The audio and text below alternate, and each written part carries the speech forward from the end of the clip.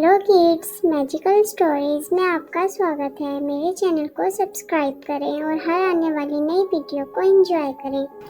तितलियों का बाग। एक दफ़ा का जिक्र है, एक बाग में खूबसूरत तितलियां रहती थीं। एक दिन एक तितली बहुत बीमार पड़ गई और तितलियों के डॉक्टर ने उसे बहुत दवाइयां दी, पर वो तितली ठीक ना हुई।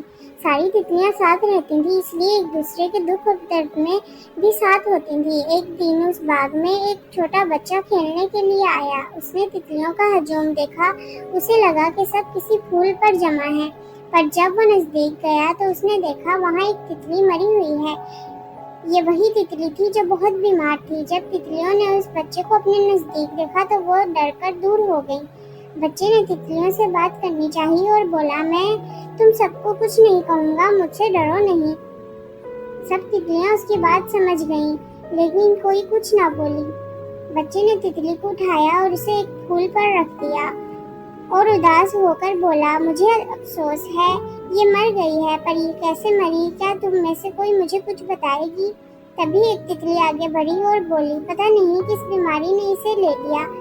बहुत वक्त से बीमार थी, आज मर गई है। ये कहकर वो रोने लगी।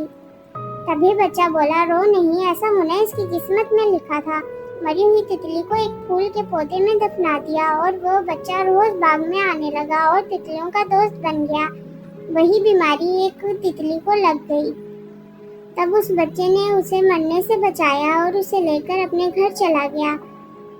उसे अपने हिसाब से दवाइयाँ पिलाई और वो ठीक हो गई। सारी तितलियाँ उस बच्चे के बहुत क्लोज हो गईं और अपनी हर बीमारी का इलाज उससे करवाने लगीं और उसके घर के बगीचे में अपना छोटा सा घर बना लिया और उस बच्चे के साथ जिंदगी गुजारने लगीं।